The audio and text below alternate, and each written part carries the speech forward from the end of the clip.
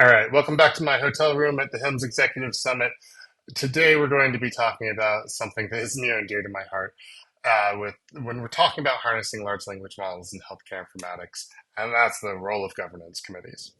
So, governance committees are crucial. We've been learning for the last couple hours about how large language models can be used and abused.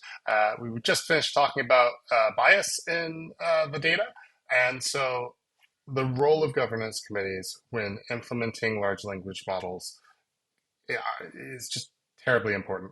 So it, these governance committees need to be doing a number of different activities. They need to be looking at how are we using this LLM at our hospital? Is it ethical? Are the prompts that we are using ethical prompts? Is the output that we are seeing skewed in such a way that it is going to cause us to treat our patients in a manner that is not fair and equitable? In general, there are probably going to be a couple different governance committees. There's going to be the C-suite executive committee who is making key decisions over, are we using the ChatGPT, Gemini, AWS solutions of the world? Are we hosting our own? Are we going to be making tools accessible to our community? Are we going to be uh, just banning these outright? In today's world, when you have companies like DeepSeek who are offering the equivalent of a paid ChatGPT model, uh, at least it was the equivalent when it got released. ChatGPT has been rolling out a number of features to the free version, trying to keep its user base. Um, we know that people are going to leverage these tools on their phones, that people are going to leverage these tools in ways that might leak sensitive data. And so being able to determine how you're going to offer, how you're going to educate your community is something that that C-suite should be doing.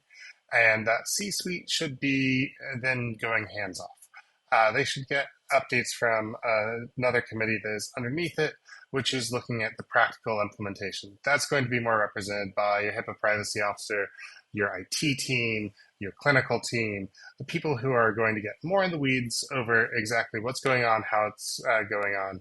And they're going to be the people who are doing algorithm performance checks. What text are we actually generating? Are we doing things that are helping our clinicians, hurting our clinicians, helping our business operations, hurting our business operations? How do we measure that? How do we go make sure that it's actually functioning? They're going to be the people who are looking at the oversight and making sure that there are updates along the way.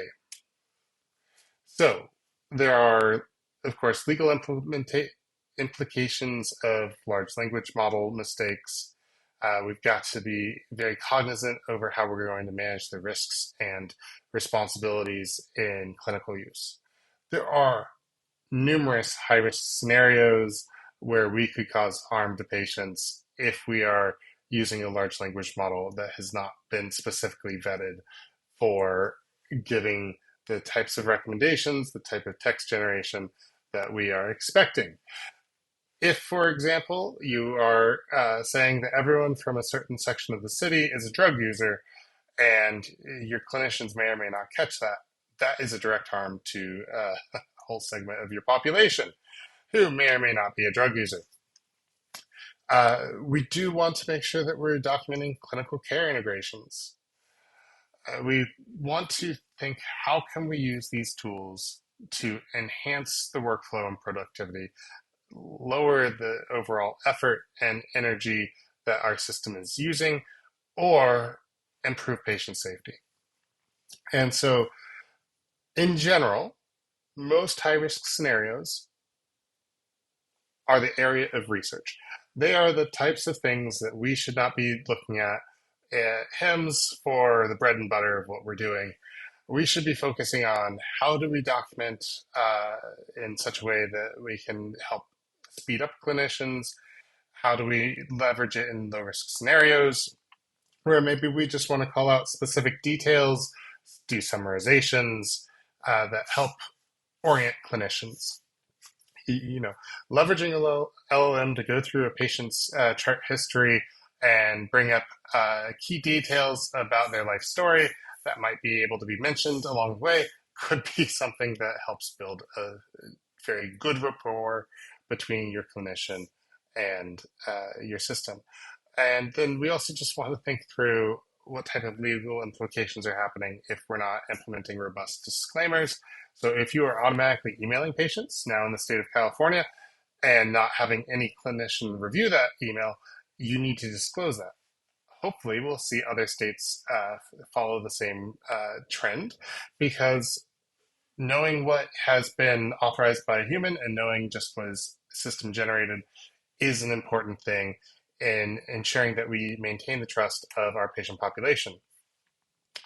These governance committees are also going to be the ones looking at and dealing with, we've got data quality issues. And so in our last talk, we talked a little bit about data processing, but you're going to have to consider what you're using for natural language processing, what discrete data that you're pulling out of the systems, how you're going to maintain a continuous curation, and because you want to have both a robust performance, but also be able to know when things are starting to go off the rails. And some of that is being able to leverage standardized terminology like LINC or ICD.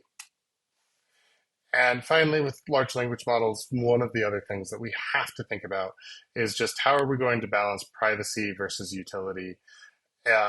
Trying to over de-identify can reduce model accuracy when we are trying to train new models.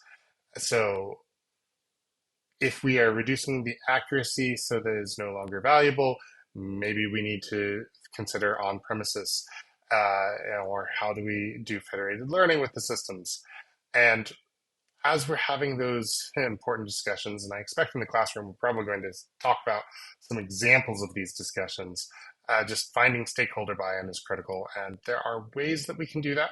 It's going to be somewhat dependent on each organization, but at the end of the day, you are offering a tool that can speed up and make people's lives easier, as long as you find a way to implement it in a way that is not taking away their creativity, their artistic expression, but instead taking some of the drudgery away and freeing them up to do things that they are already wanting and willing to do.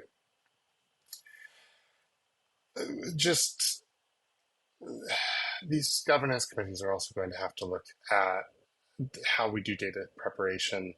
And when we're on a governance committee, we want to start with small pilots using limited data subsets, and then we want to expand out.